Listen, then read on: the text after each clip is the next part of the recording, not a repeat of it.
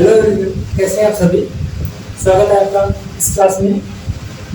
आज की क्लास में हम देखेंगे सिद्ध करो √2 अपरिमेय संख्या।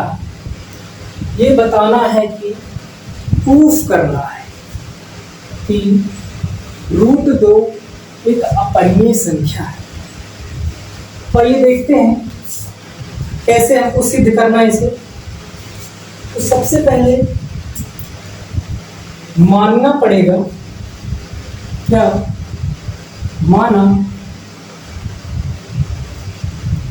माना जो दिया है अपरिमेय दिया हुआ है कि अपरिमेय, इसको सिद्ध कर। रूट में जितनी भी संख्या होती है जिनका वर्गमूल परफेक्ट नहीं निकाला जा सकता, वो संख्या अपरिमेय होती है। थोड़ा सा देखना इधर, √2, √3, √5, √7, ऐसे ही कई संख्या हैं जो अपरिमेय। पर हमको बताना है कि ये संख्या अपरिमेय सिद्ध करना है, प्रूफ करना है। और ये देखते हैं कैसे करेंगे। माना √2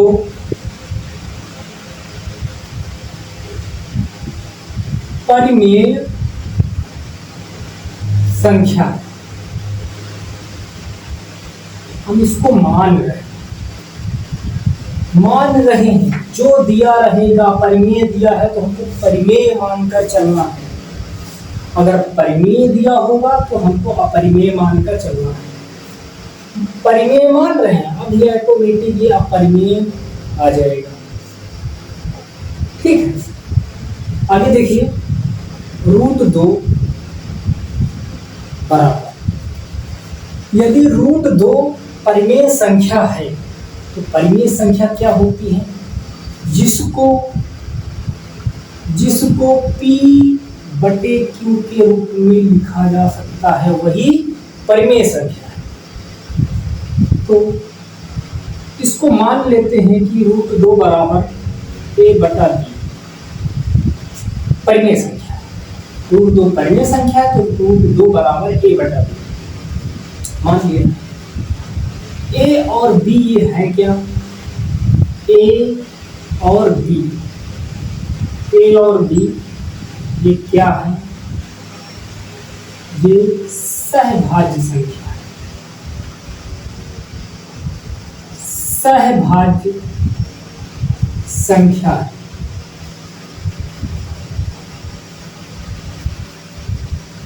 है। ये क्या है, ये सहभाज्य संख्या है। क्या इतना समझ में आ रहा है सभी को। सहभाज्य संख्या क्या होती है, सहभाज्य संख्या क्या होती है, जैसे मान लिया 2/3।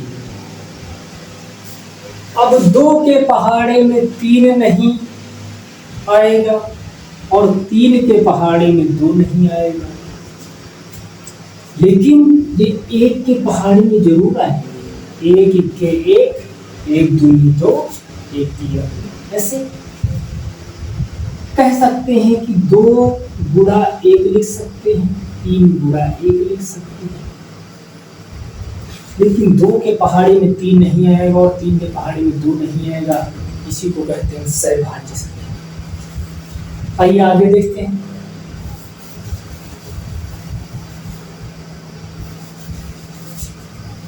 अब √2 और इस B को √2 के गुणा में ले जाएंगे। ये देखो, ये बराबर में A। अब क्या करना है, दोनों तरफ वर्ग करेंगे। क्या करेंगे, दोनों तरफ वर्ग करेंगे। हमको सिद्ध करना है, तो ये सब स्टेप माने। अब गुणा √2 और B का स्क्वायर, √2 B √2 ए का स्क्वायर हो जाएगा, या कह सकते हैं ए गुणा ए।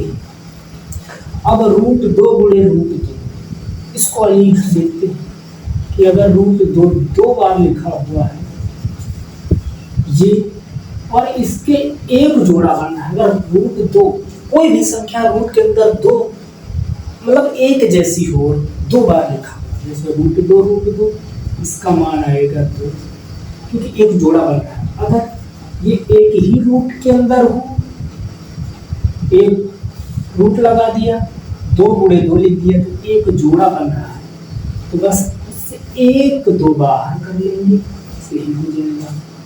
या माने √3 गुणे में √3 हो, यहाँ भी 3 आ जाएगा। यदि कह दे 5 गुणा √2 √5 इसका गुणा करेंगे तो यहाँ पे 5 आएगा।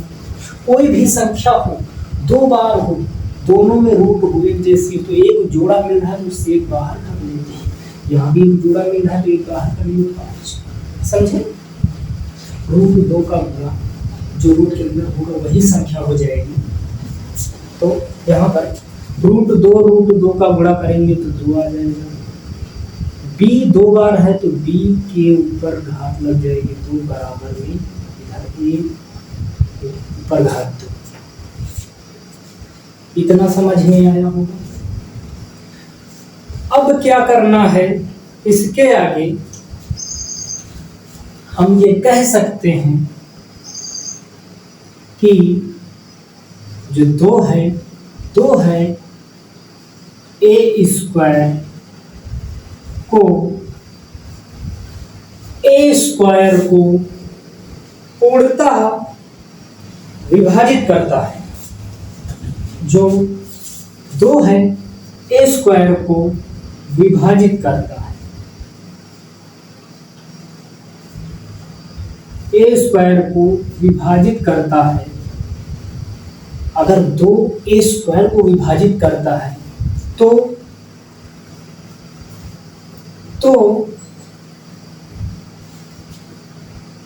जो 2 होगा वह a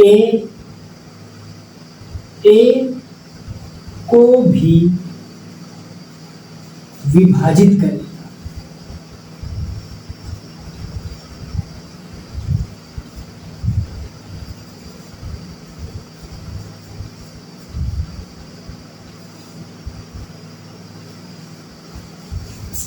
क्या कहा? 2 a² को विभाजित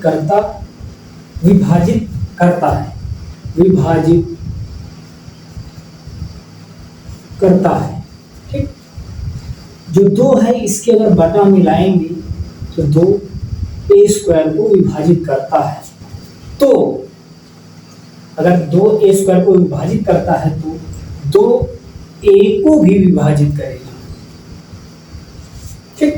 2 a को भी विभाजित करेगा। ये हमारा पहला समीकरण हुआ, ये हमारा पहला समीकरण बना। उसके बाद क्या करना है, अब मान लिया अगर a को 2 विभाजित करता है तो a बराबर 2, और 2 के बगल में c क्या है? c धन पूर्णांक संख्या, धन पूर्णांक संख्या है।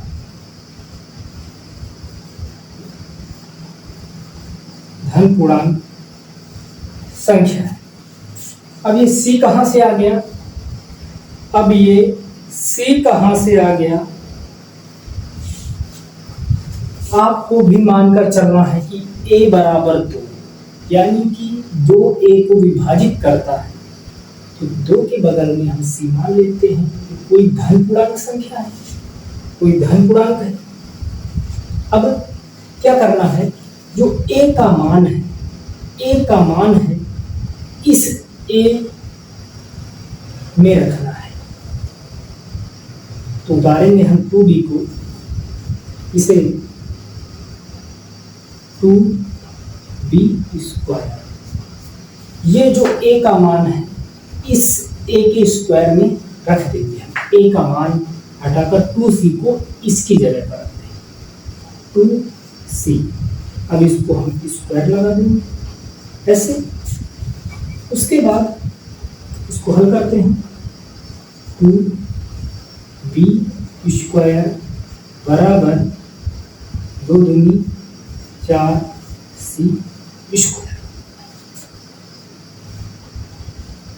अब 2 से इसको काट सकते हैं, 2 के 2, 2 दूनी 4, तो लिख लेते हैं b² बराबर 2c²। ठीक, b² बराबर 2c²। ओके, इतना समझ में आया कि नहीं? अब फिर वही बात लिख दें कि जो 2 है b² को विभाजित करता है, यहां पर लिख देते हैं 2 b² को विभाजित करता है,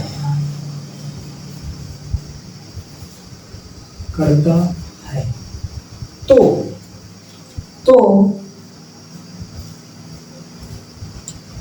2 b को भी विभाजित करेगा, तो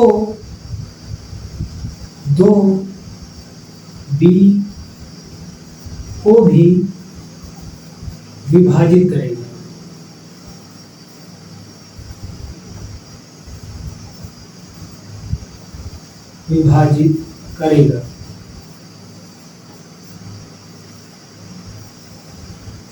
ठीक, अब ये आपका दूसरा समीकरण। पहले समीकरण में 2a² को विभाजित करता है, तो 2a को भी विभाजित करेगा। यहां पर 2b² को विभाजित करता है, तो 2b को भी विभाजित करेगा। 2 हमारी इक्वेशन बन गए। अब क्या करेंगे कि इसका मतलब ये है, जब विभाजित कर रहा है, अगर आप कोई बात ना समझ में आई हो तो इधर देखिए कि जो 2a² को 2 विभाजित करता है, तो 2a को विभाजित कैसे करेंगे भाई? मान लेते हैं a का मान हम 4 मान लेते हैं, 4 मान लो या 2 मान लो, तो इधर अगर इधर 2 रखेंगे तो 2 दूनी 4 हो जाएगा, ये कटेगा कि नहीं? मान लेते हैं a का मान मैंने 2 माना और 2 बार a लिखना है, तो 2 को भी 2 बार लिखेंगे, 2 से 2 a ही तो बच रहा है। इस a को भी तो विभाजित करेगा, तो a का मान मैंने माना 2 है, 2 कटेगा तो ये भी कटेगा। तो 2a² को विभाजित करेगा और 2a को भी विभाजित करेगा। 2b² को भी विभाजित करता है, 2b को भी विभाजित करेगा। तो इसका मतलब जो हमने माना है, इसका मतलब लिख लेते हैं यहाँ, इसका मतलब जो हमने माना है क्या, √2 बराबर a/b बिल्कुल गलत है। √2 बराबर a/b बिल्कुल गलत है, बिल्कुल गलत है, बिल्कुल गलत है। इसका मतलब जो हमने माना है √2 बराबर a/b ये बिल्कुल गलत साबित हुआ, बिल्कुल गलत है। चलिए आगे इरेज करते हैं, इसके आगे और बताते हैं।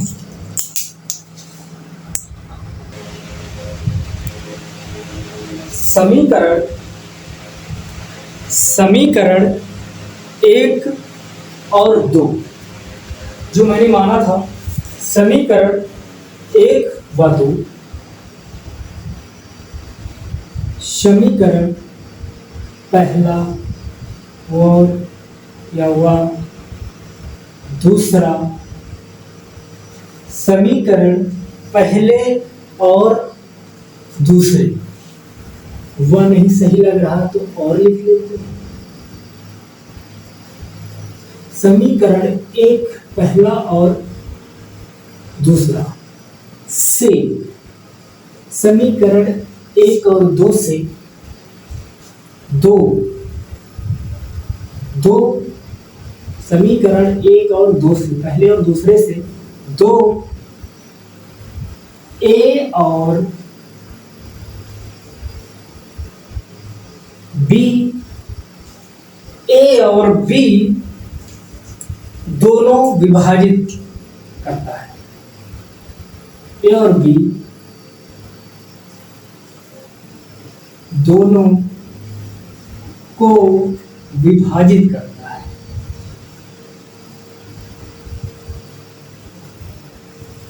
विभाजित करता है।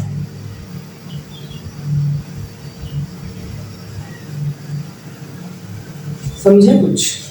समीकरण पहले व दूसरे से दो जो है, दो समीकरण 1 और 2 से अगर हम बात करते हैं, अगर समीकरण मतलब ये है कि समीकरण 1 और 2 जो है उससे हम बात करते हैं, इसके आधार पर जो 2 है ए और बी दोनों को विभाजित करता है। समीकरण 2 और 1 और 2 से हमको पता चला है कि जो 2 है ए और बी दोनों को विभाजित करता है। तो क्या कहना है, हमने तो माना था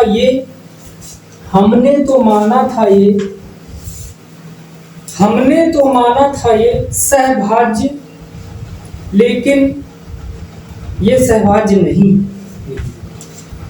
हमने तो माना ये सहभाज्य, लेकिन ये जो संख्या है ए और बी ये सहभाज्य, लेकिन ये सहभाज्य नहीं, सहभाज्य नहीं निकली। ठीक, हमने तो माना ये सहभाज्य संख्या है लेकिन सहभाज्य नहीं। तो कह सकते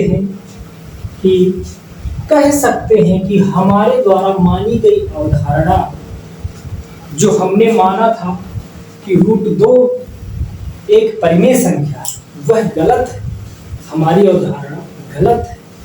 अतः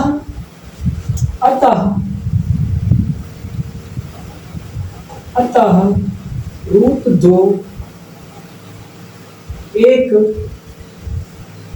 अपरिमेय संख्या है। √2 एक अपरिमेय संख्या है।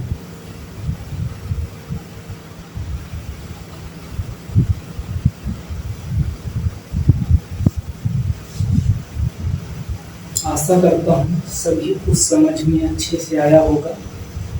अगर किसी भी विद्यार्थी को इसमें कहीं भी डाउट लगे तो इस वीडियो को पीछे करके एक बार बैक दोबारा से जरूर देखिए, आपको ये अवश्य समझ में आएगा। और आप मान लीजिए, नोट कर लो, 100% ऐसे सवाल बोर्ड एग्जाम में, आपके बोर्ड एग्जाम में अवश्य पूछे जाते हैं। पूछता ही पूछता है। ये मान लो कि आपके 2027 का जो बोर्ड एग्जाम है उसमें अवश्य पूछेगा 100% ऐसे सवाल। आपको डाटा चेंज कर सकता है तो 2 की जगह आपको यहाँ दे सकता है कि 7 को अपरिमेय संख्या बताओ सिद्ध करो। तो आपको इस सवाल को अच्छे से पढ़ना है। Thank you. क्लास अच्छी लगी तो मेरे चैनल को सब्सक्राइब करें और हमारे चैनल का सपोर्ट करें ज़्यादा से ज़्यादा। धन्यवाद।